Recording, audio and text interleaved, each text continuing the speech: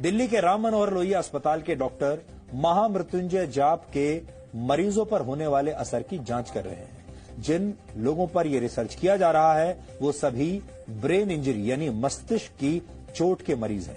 ये स्टडी 40 लोगों पर इस समय की जा रही है। इन 40 लोगों को 20-20 के 2 समूहों में बांटा गया है। इसमें से एक समूह को महामृत्युंजय मंत्र सुनाया गया, जबकि दूसरे समूह को यह मंत्र नहीं सुनाया गया। जिन मरीजों के लिए महामृत्युंजय मंत्र का जाप किया गया उनमें से कई मरीज कोमा में थे। हालांकि इस रिसर्च का तरीका थोड़ा अलग है, क्योंकि मंत्र पढ़ने का काम अस्पताल में नहीं बल्कि अस्पताल से 13 किलोमीटर दूर संस्कृत विद्यापीठ में किया जा रहा है। इसे समझाने के लिए हम आपको अस्पताल की कुछ तस्वीरें आज दिखाएंगे।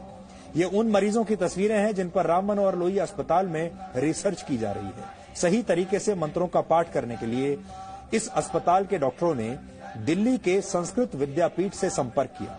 इसके बाद वहां के पंडितों ने मरीजों को उनके परिवार वालों की मौजूदगी में महामृत्युंजय मंत्र का संकल्प करवाया। डॉक्टरों और मंत्रोच्चार करने वाले आचार्यों का कहना है कि मंत्रों की शक्ति से 20 में से 18 मरीजों को बचा लिया गया, जबकि जिन मरीजों के लिए मंत्रों का पाठ नहीं हुआ उन मरीजों में कोई सुधार नहीं देखा गया। महामृत्युंजय मंत्र का अर्थ है मृत्यु को जीतने वाला महान मंत्र। ऐसा माना जाता है कि इस मंत्र का जाप करने से अकाल मृत्यु का डर समाप्त हो जाता है। इस मंत्र की रचना ऋषि मार्कंडेय ने की थी। इस मंत्र का मतलब है कि हम भगवान शिव की पूजा करते हैं, जिनके 3 नेत्र हैं, जो हर श्वास में जीवन शक्ति का संचार करते हैं और पूरे जगत का पालन पोषण करते हैं। इसे त्र्यंबकम मंत्र, रुद्र मंत्र और मृत संजीवनी मंत्र भी कहा जाता है। ऋग्वेद के 7वें अध्याय, यजुर्वेद के 3रे अध्याय और अथर्ववेद के 14वें छंद में इस मंत्र के बारे में बताया गया है। ऋषियों ने महामृत्युंजय मंत्र को वेदों का हृदय भी कहा है। कुछ समय पहले एम्स ने भी गायत्री मंत्र के वैज्ञानिक महत्व को मरीजों के MRI टेस्ट में हुए बदलावों से साबित किया था, लेकिन इन दोनों रिसर्च में काफी फर्क है। एम्स में मरीजों ने खुद गायत्री मंत्र का जाप किया था, लेकिन महामृत्युंजय पाठ संस्कृत विद्यापीठ में आचार्यों द्वारा किया जा रहा है और मरीज वहां से कई किलोमीटर दूर अस्पताल के ICU में भर्ती हैं। इस रिसर्च के जरिए ये समझने की कोशिश की जा रही है कि वेदों और धर्म ग्रंथों में किसी दूसरे के लिए प्रार्थना करने के असर का जो महत्व बताया गया है, क्या उसका कोई वैज्ञानिक आधार है भी या नहीं। भारत सरकार की सबसे बड़ी मेडिकल रिसर्च संस्था Indian council for medical research ने इस स्टडी को फंड किया है। ये स्टडी 3 वर्ष के लिए की जा रही है, जिसमें से 1.5 साल का समय पूरा हो चुका है। यानी आप कह सकते हैं कि आस्था और विज्ञान के इस अनोखे मेल के फाइनल नतीजे आने में अभी 1.5 साल का वक्त और लगेगा।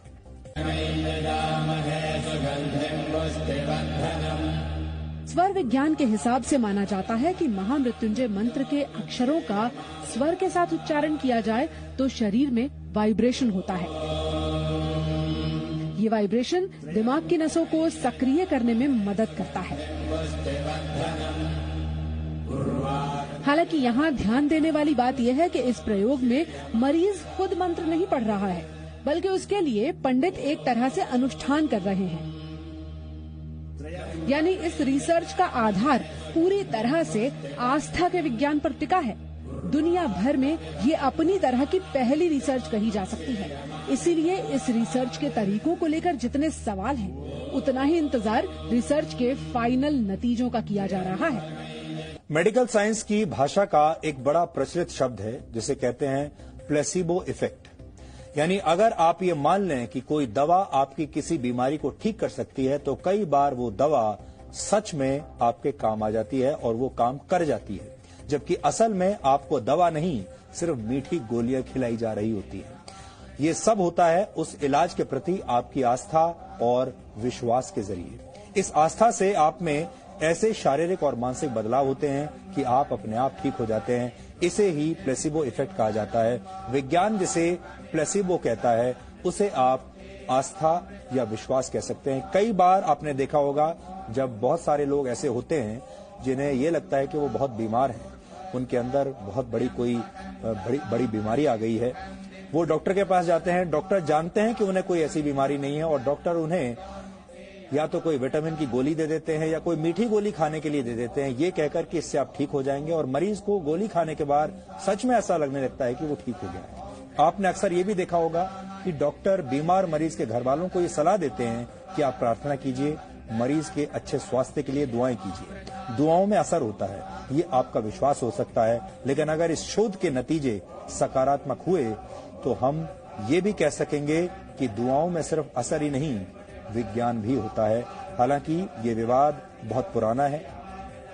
साइंस, विज्ञान और धर्म के बीच ये जो टकराव है, ये हमेशा से रहा है, आगे भी रहेगा, और इसीलिए इस टकराव को कम करने के लिए इस तरह की जो स्टडीज हैं वो होती रही है, आगे भी होती रहेंगी, और हम उनके बारे में आपको ऐसे ही बताते रहेंगे।